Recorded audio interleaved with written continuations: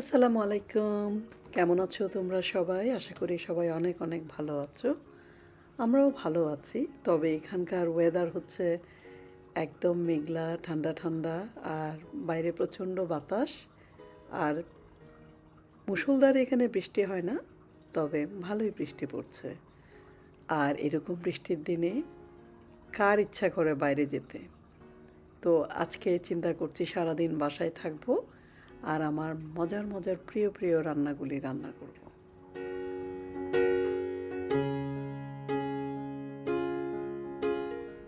EV আর রেশমি খুব আয়েশ করে ওদের ক্যাটরিতে বসে আবহাওয়াটা উপভোগ করছে।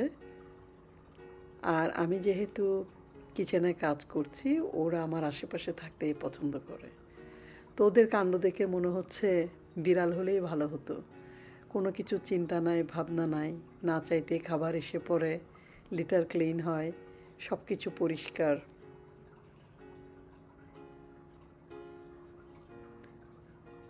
আমি না থাকলে ওরা কি করে মাঝে মাঝে আমি ক্যামেরায় দেখি, তবে আমি থাকলে ওরা আমার আশেপাশেই থাকতে পছন্দ করে।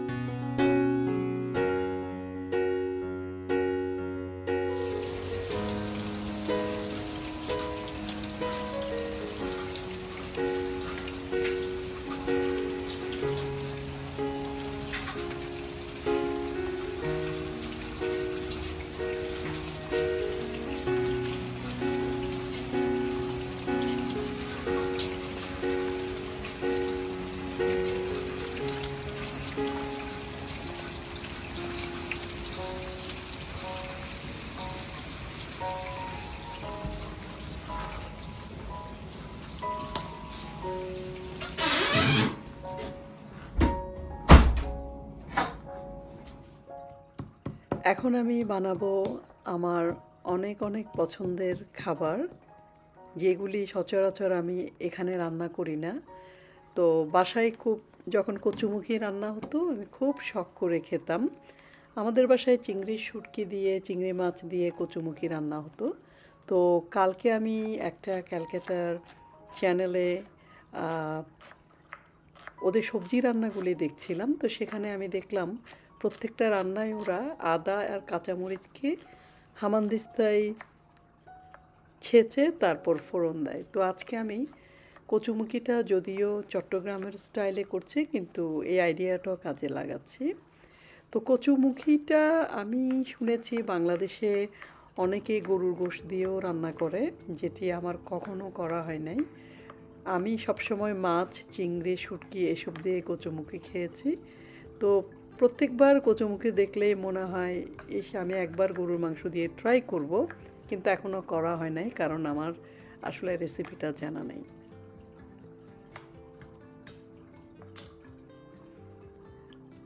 আমি পেঁয়াজ সবসময় ফ্রিজে রেখে দেই।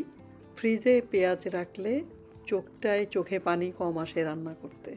তা আমি এখানে লাল এবং ইয়েলো দুই ধরনের পেঁয়াজ নিয়েছি আর অনেকগুলি রসুন কুচি দিচ্ছি কচুমুখিতে।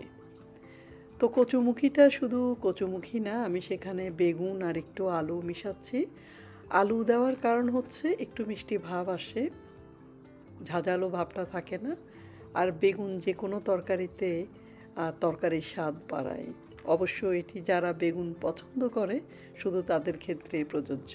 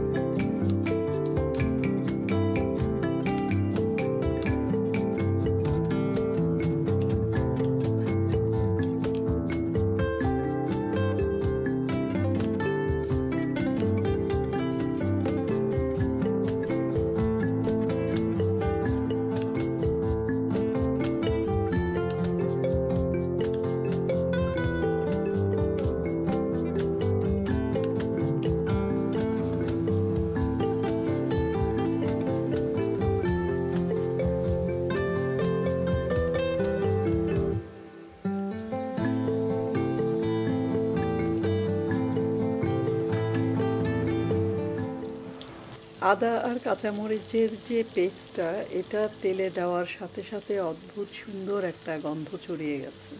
তো এটা আমার জন্য নতুন অভিজ্ঞতা। আর এখানে আমি একদম কুচি চিংড়ি নিয়েছি, যেটি বাংলাদেশে ছোট চিংড়িগুলিকে কি নামে আসলে বলা হয় আমার জানা নাই। তবে আমি এটা একটা চাইনিজ স্টোরে পেয়েছি, তো আমি সেটা দিয়ে রান্না করছি। আর সাথে আমি দিচ্ছি শ্রিম্পের কতগুলি মচমচে পেস্ট পাওয়া যায়, সেটাও চাইনিজ স্টোরে। ওটা দিলে ফ্লেভারটা খুব ভালো আসে।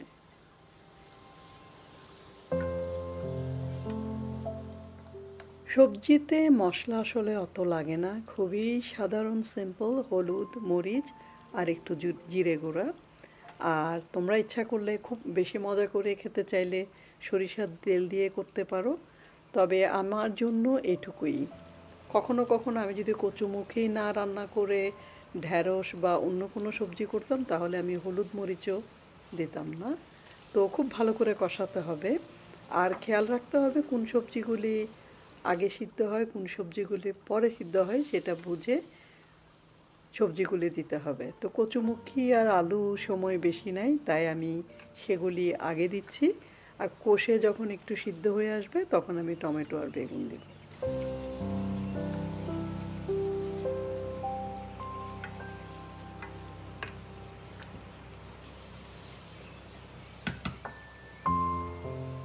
কচুমুখিটা আমি আগে খোসা ছাড়ানোর আগে ধুয়ে নিয়েছিলাম। আর আমি হাতে একটু তেল মেখে নিয়েছিলাম যাতে আমার হাত কম চুলকায়। তো এটা একটা কষ্টকর জিনিস আমার জন্য। বাংলাদেশে তো রেডিমেড খেয়েছি, তাই না? তো আর এটাতে আমি একটু ভালো করে একটু ঝাল দিয়েছি, কারণ ঝাল ঝাল হলে মজা বেশি লাগে। আর টমেটো, বেগুন, আলু এসব। এবং এটা আরেকটা হচ্ছে, রান্না যখন হয়ে যায় পরে ঝোলটা কমে আসে, তো আমি যখনই গরম করি একটু পানি মিশিয়ে নিই। এখানে প্রায় ৫-৬টা কচুমুখী নিয়েছি। এখানকার কচুমুখীগুলি বাংলাদেশের চেয়ে সাইজে বড়।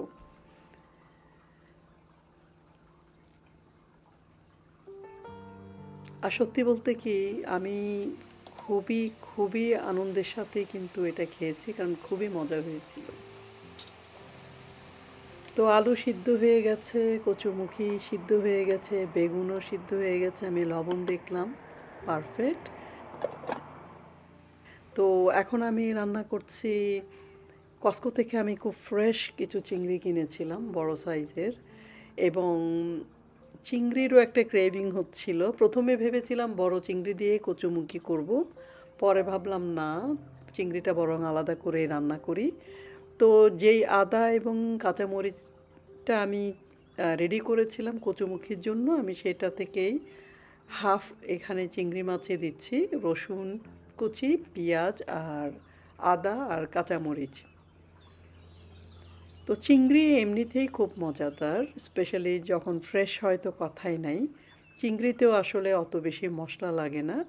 তো আজকে আমার দুপুরের খাবারটা খুব ঝাল ঝাল করে খেতে ইচ্ছে করছে, সেজন্য আমি হলুদ, লাল মরিচের গুঁড়া একটু বেশি করে দিয়েছি, আর একটু জিরা আর অল্প একটু গোলমরিচের গুঁড়া, আর সাথে দিয়েছি টমেটো, আর ভালো করে কষিয়েছি।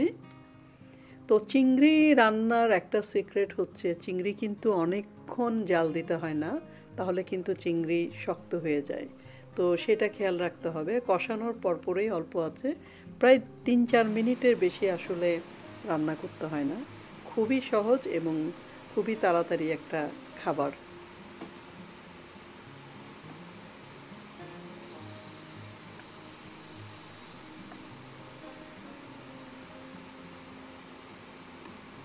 যারা কোনো রান্নাই করতে পারো না, তাদের জন্য সবচেয়ে সহজ হচ্ছে চিংড়ি রান্না করা, দিয়ে হাতে খড়ি করা আর কি। তো আমার দুপুরে, যদিও আমার বাসায় কেউ নাই, আমি একা, তারপরও স্বার্থপরের মতো আমার প্রিয় টিভি শো দেখতে দেখতে আমি কচুমুখী আর চিংড়ি দিয়ে আয়েশ করে দুপুরের খাবারটা খেলাম। তো দুপুরে যেহেতু আমার ভাত খাওয়ার অভ্যাস একেবারেই নাই, তো বৃষ্টি পড়ছে, বাইরেও যাওয়ার কিছু নাই, তো টিভি দেখতে দেখতে কখন যে ঘুমিয়ে পড়েছিলাম নিজেও জানি না। পরে দেখি আমার বিড়াল ছানা, ওরা অবশ্য বড় হয়ে গেছে, টিনেজার, ইভি এসে আমার পাশে এসে আমাকে পরীক্ষা করে দেখছে আমি বেঁচে আছি কিনা। তো দুপুরে খাওয়ার পর আমি আমার গ্লাস কন্টেনারে 3টা ভাগ করে রেখে দিয়েছি। তো ইভি দেখতে পাচ্ছ, ওর জন্য একটা ফাউন্টেন কিনেছি পানি খাওয়ার জন্য। তো আমি চাই ওরা রেগুলার পানিটা খাক। তো বিভিন্ন রকমের এক্সপেরিমেন্ট হচ্ছে, তবে ইভি এই ফাউন্টেনটা খুবই পছন্দ করেছে এবং আমি দেখলাম ওর পানি খাওয়ার পরিমাণও আগের চেয়ে বেশি। তো বিড়ালকে প্রয়োজন মতো পানি না দিলে ওদের কিন্তু কিডনিতে সমস্যা হতে পারে, তো সেটা খেয়াল রাখতে হবে, যে কারণে আমি ওদেরকে ড্রাই ফুড এবং ওয়েট দিতেই দিই।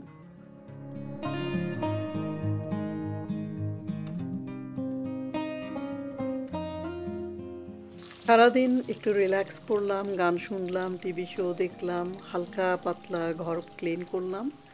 এখন আমি রান্না করছি আমার অনেক অনেক পছন্দের একটা খাবার, গরুর গোশ দিয়ে আলু। আমার মনে হয় বাংলাদেশে খুব কম মানুষই আছে যারা গরুর গোশের সাথে আলু পছন্দ করে না বা মুরগির সাথে আলু পছন্দ করে না। তো আমারও একই অবস্থা।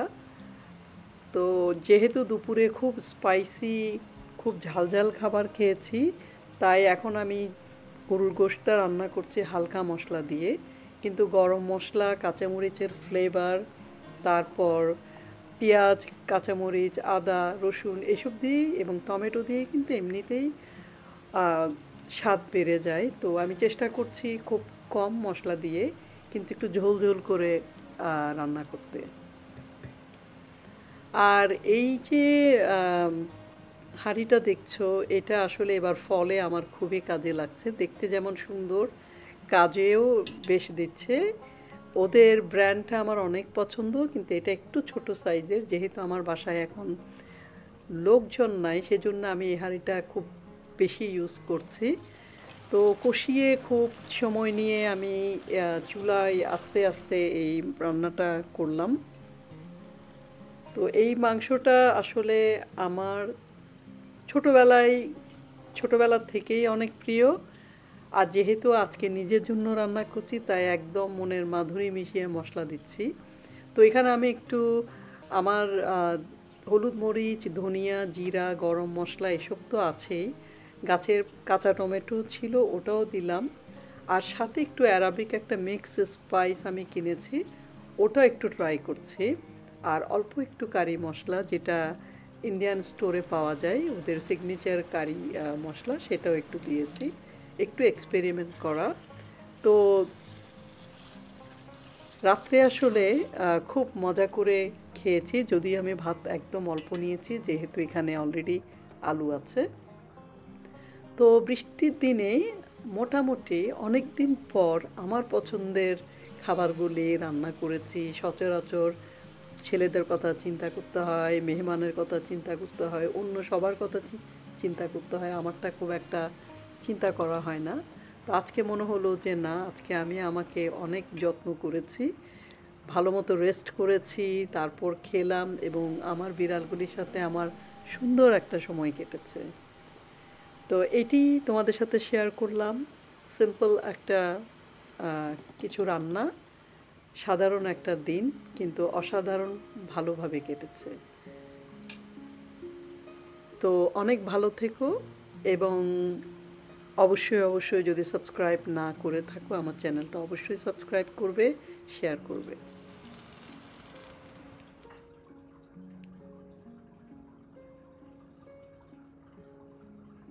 আল্লাহ হাফেজ।